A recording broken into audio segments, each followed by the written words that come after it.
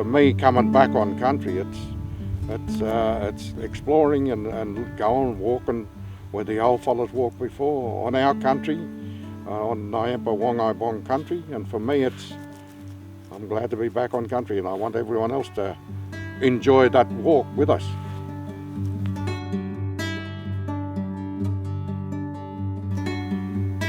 Welcome to country, my country.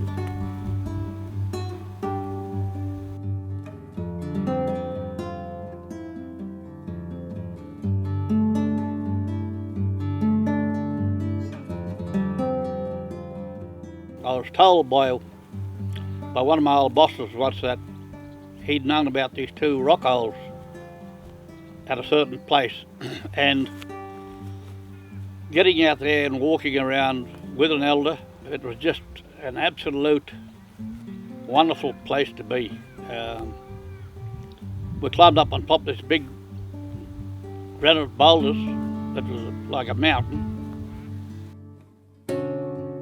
I knew we was in for something that was very, very important and very significant for us, because my mob lived and made the fires and kept chipping away, make a fire, chip, forming the bold sort of shape in there. And they light a fire on it, and you know, if you light a fire on rock and cool it very quickly, it'll crack. So then they just used the sticks and stones that they had to chip away, and I reckon it must have taken years to get them down to 3 to 4 foot. You could see on top of that hill that this was a special place.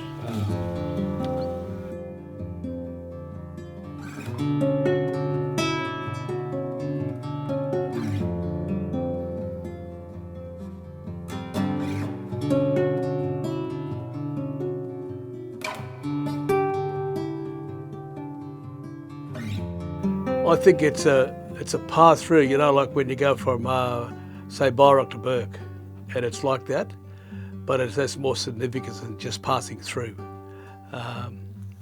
Obviously, there'll be a ceremony to the country or to this particular place, being a special place. There'd be some type of ceremony, and that wouldn't just be because there was something that they've done. It's something that they'd want to do to honour what this place really means for them.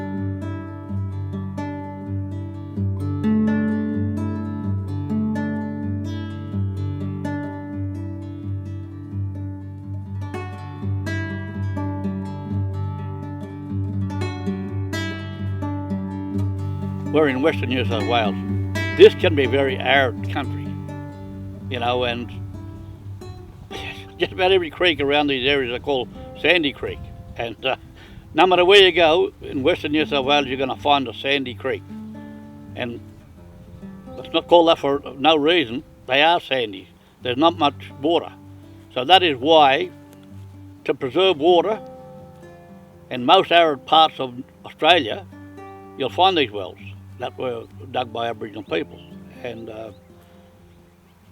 they just form part of life. And without the water, a lot of things wouldn't be able to survive. So, you know, by having these wells dug by our people thousands of years ago, have helped preserve a lot of Australia's culture and birds and animals and people.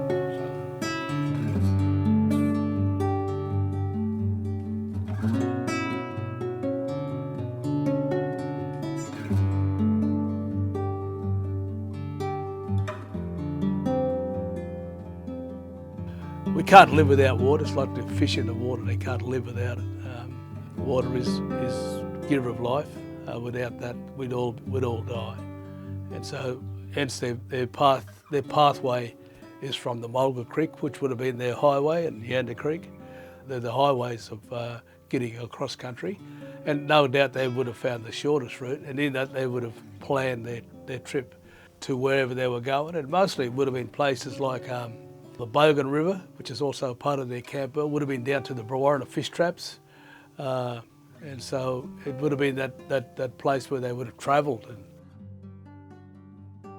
This is some of their walking trails where they know where the water is, so they can walk and and gather food and what's name, and also in these rock holes and that they walking down from Gundabooka and coming through the walking trails when they go down southern to the Lachlan River or Willandra Creek for ceremonies or corroborees. My uncle that took me out there to show me where this hole was, he told me, he said there's about 500 metres away, he said, heading north, he said there's a rock formation, he said 3/4 of a circle, but it had a gap in one end. He said, I just couldn't work out what that was. And I said, well, I can tell you what it is. You stand in the middle of that circle of rocks and look out through that gap, it points you straight to this water hole. See, circles and semicircles was identifier for water. So I've actually seen them on cave walls, a circle. And if you stand in that cave with your head, back of your head up against that circle and look straight out, that's pointing you to a water hole as well. So.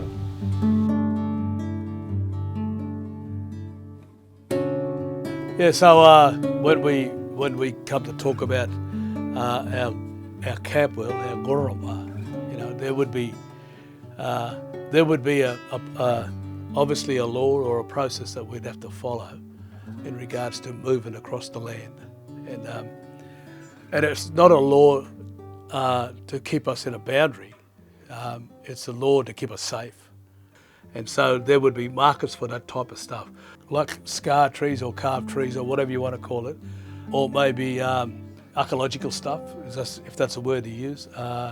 They would have those type of things in place. They would know where the water would be if there wasn't any water. My father told me they used to walk, they used to mark trees, and they mark trees for a lot of things, boundaries and things like that, but they also marked them for water. So you just had to know what the symbol was, and yeah, you'd find water.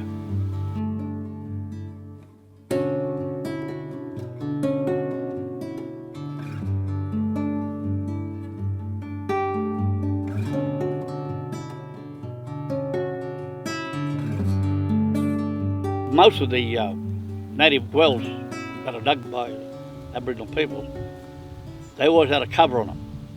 It's just helping preserve the water from evaporating, and they're fairly solid. The rocks, you know, they could be this round, 3 to 4 inches thick.